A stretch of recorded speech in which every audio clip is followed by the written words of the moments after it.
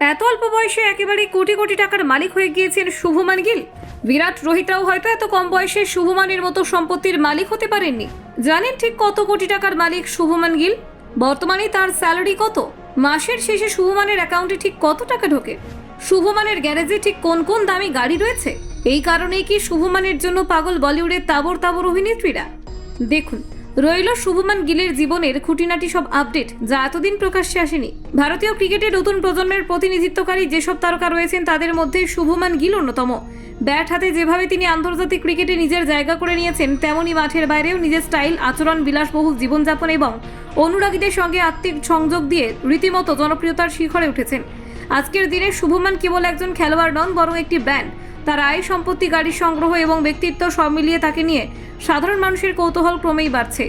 শুভমান গিল পাঞ্জাবের ফাজিলকা জেলার এক কৃষক পরিবারে জন্মগ্রহণ করেন। ছোটবেলা থেকেই তার মধ্যে ক্রিকেটের প্রতি এক অনন্য আকর্ষণ ছিল।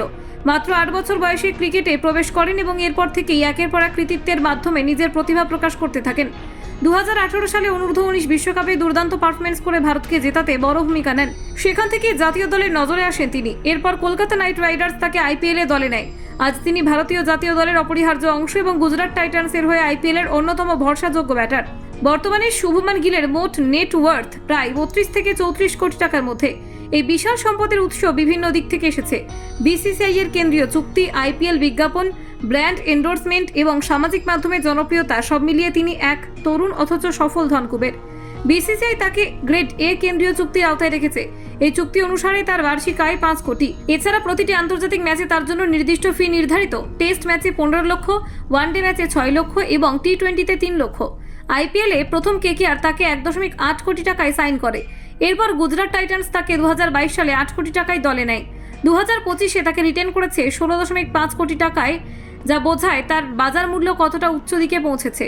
গিলের স্টাইল, ব্যক্তিত্ব ও জনপ্রিয়তা বিজ্ঞাপনদাতাদের কাছে দারুণ আকর্ষণীয়। তিনি পিউমা, জিলেট, সিয়েট, মাই 11 সার্কেল প্রভৃতি নামী ব্র্যান্ডের অ্যাম্বাসেডর। এইসব ব্র্যান্ড চুক্তি থেকে বছরে তিনি আনুমানিক 2 থেকে 3 কোটি টাকা আয় করেন।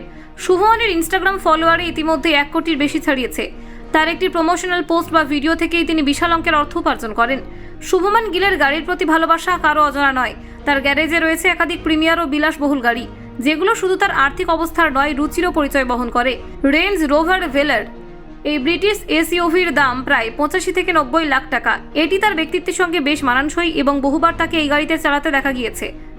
মার্সিডিজ বেঞ্জ E350, অত্যন্ত বিলাসবহুল এই সেডান গাড়িটির বাজার মূল্য প্রায় 90 লাখ। শহরের রাস্তায় এটি তার ক্লাসিক স্টাইলকে আরও এক ধাপ ওপরে নিয়ে যায়। মাহিন্দ্রা থার, 2021 সালে গাব্বা টেস্টে ঐতিহাসিক পারফরমেন্সের জন্য আনন্দ মাহিন্দ্রা তাকে একটি মাহিন্দ্রা থার উপহার দেন। এই গাড়িটির বাজার মূল্য 17 লাখ টাকার কাছাকাছি। এটি তার দেশীয় গর্ব এবং ঐতিহাসিক মুহূর্তের প্রতীক হয়ে উঠেছে। শুভমান গিলের ব্যক্তিগত জীবন নিয়েও বহু চর্চা রয়েছে। তার নাম বহুবার জড়িয়েছে সচিন তেন্ডুলকরের কন্যা সারা তেন্ডুলকরের সঙ্গে।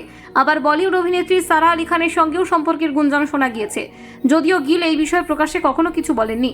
এই ব্যক্তিগত রসায়ন তাকে আরও জনপ্রিয় করে তুলেছে তরুণ ও যুব সমাজের মধ্যে। Bureau report, news prime Times.